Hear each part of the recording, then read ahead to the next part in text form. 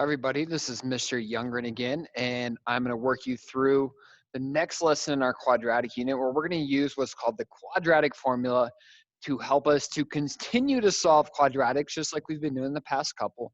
And this is just one more tool that we can use to help us find the solutions or those x values that make y 0 when we're solving a quadratic. Now, before we jump into that, as always, there is a warm-up problem where you're going to use some of the methods we've already talked about, whether that be factoring, whether that be taking square roots.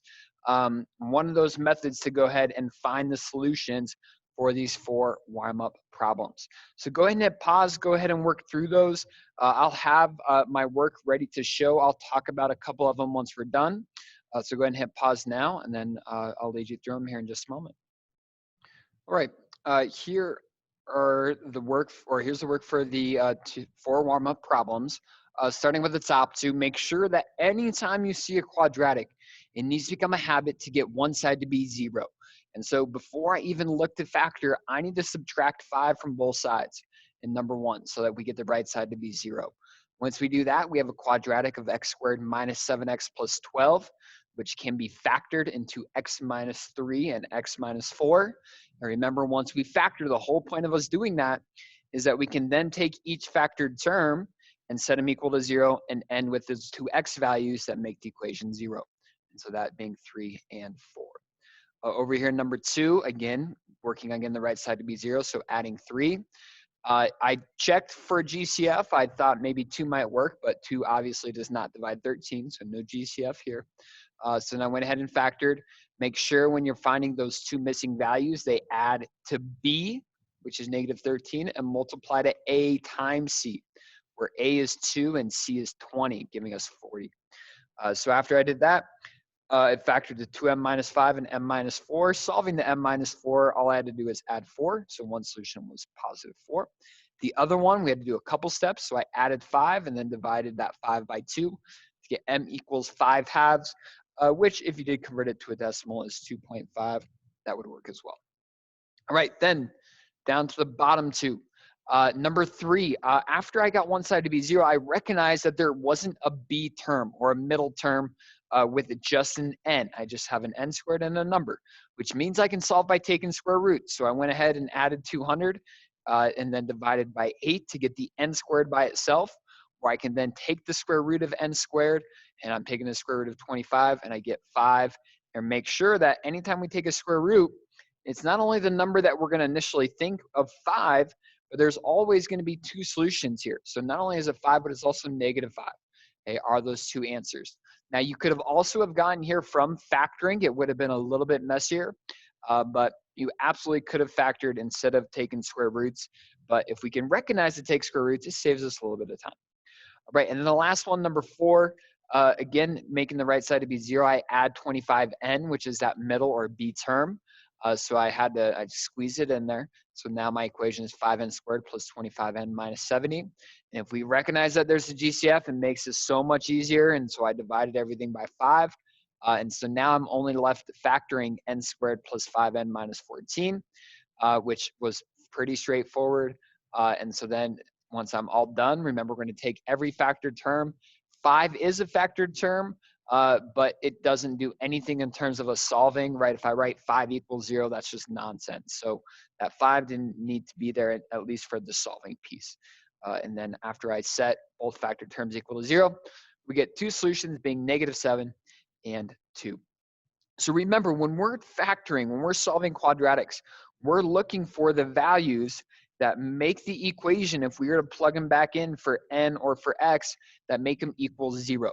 All right, which in other words, it's also the x-intercepts, or where the graph crosses the x-axis. Now, factoring works when those solutions are whole numbers or a fraction that works out, okay, or a nice fraction. Now, if our solutions are not fractions or not whole numbers, then we need another method. Okay, there's going to be quadratics that are not factorable.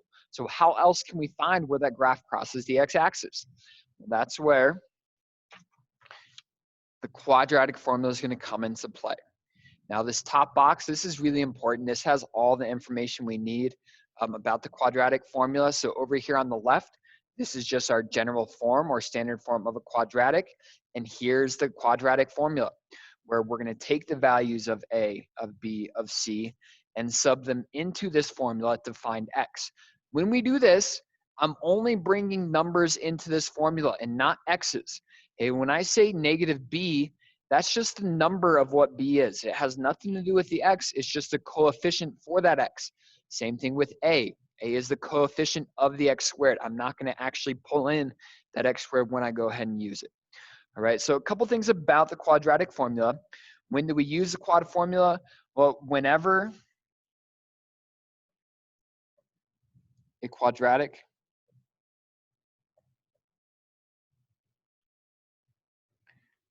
is not factorable,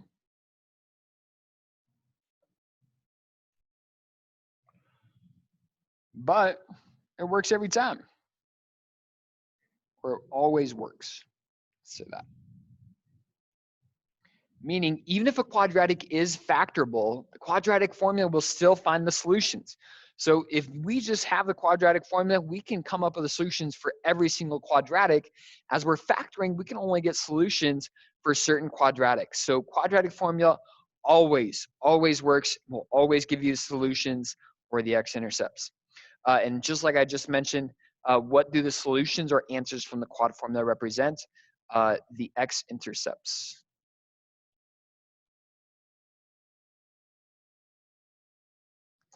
Some other names you might hear for these answers are roots or zeros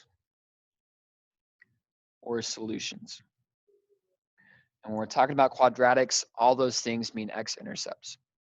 All right, then over here are the steps. I actually have the steps in an example. So this is going to be a nice thing to refer back to. This box just in general has everything we need, but I also have that outlined as we work through our first few examples. So let's go ahead and put it to use. Now, very soon, once we're done with these couple initial examples, I'm going to get rid of the steps. I'm going to get rid of the formula, and you're going to have to do this on your own. So work on trying to remember the formula. There's songs, if you go to YouTube and type in quadratic formula, there's a bunch of songs that are kind of catchy, kind of annoying to help you remember it. But just know that we're going to have these steps here. It's really nice for us now, but they're going to get taken away shortly. So if we have them, let's follow everything that is asking. So the first thing it says, plug in coefficients from each equation into the quadratic formula. Now, like I said to start, when we're identifying A, B, and C, they are just numbers. They're not x's or x squared. So A is the coefficient or the number in front of the x squared, which is just 5. B is a coefficient or the number in front of the x, which is 10. And C is just that last number, which is negative 17. Right, so it always goes A, B, C. And now we're going to go ahead and type these numbers or plug these numbers into the quadratic formula. So x equals negative b means the opposite sign of what b originally was. So instead of 10, it's negative 10. We have plus or minus. You're going to see why. We'll deal with that a little bit later, but make sure we have both signs there. And then square root of b squared. If I'm squaring a number, I'm going to put it in parentheses. That's 10 squared minus 4 times a, which is 5, times c, which is negative 17. And that's all over 2 times a, or 2 times 5.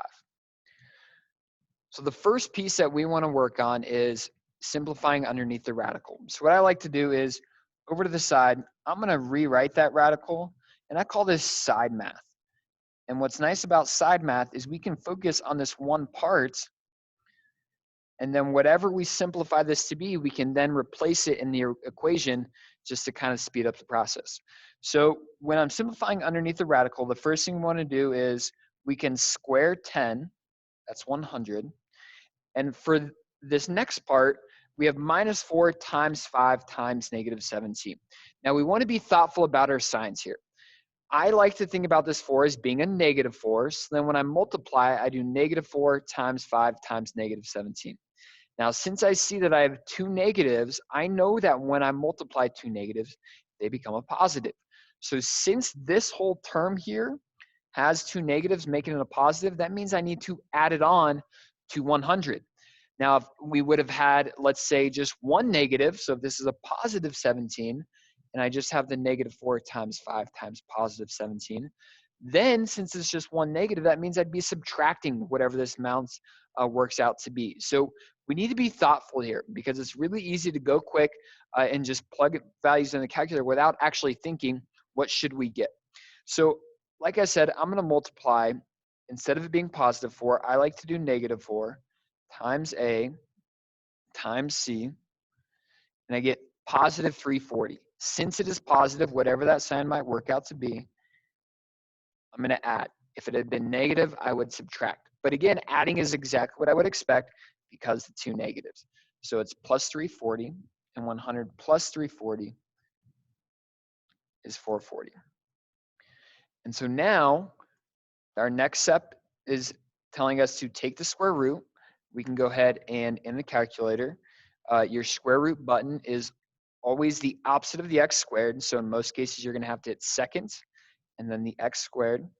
And then I'll type in 440 and I get 20.976. And that is rounded, but we'll round to 3 decimal places, so 976. And so what I just did is I found out that this entire square root equals 20.976. So I'm going to rewrite our quadratic, or the quadratic formula, so it's negative 10 plus or minus, and instead of the square root, I'm going to write what the square root equals, 20.976. And then it's all over 2 times A. We can go ahead and do that now, which is 10. And now the last thing that we need to do is we're going to split the equations. And that's how we get the two answers, right? Most quadratics have two solutions. And so the two different answers are one where we're going to add the two numbers up top and one where we subtract the two numbers up top. So we're going to write this 2 different times.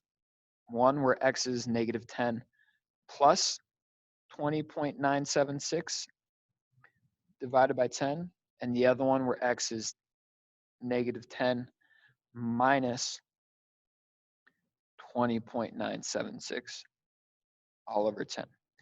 And so the last thing we need to do is simplify the numerator or the top of the fraction, so do the adding. So negative 10 plus 20.976 is 10.976. That seems to make sense. And divided by 10. And then we have negative 10 minus 20.976, which is negative 30.976. And after we divide by 10, we're going to get close to 1. 10.976 divided by 10 is 1.0976. And negative 30.976 divided by 10 is negative 3.0976. And there we go. We have our two solutions. Remember that these are also the locations of the x-intercepts. So even though it's not a whole number, we can get an idea as to where those x-intercepts might be. All right, that is all that I have for this video.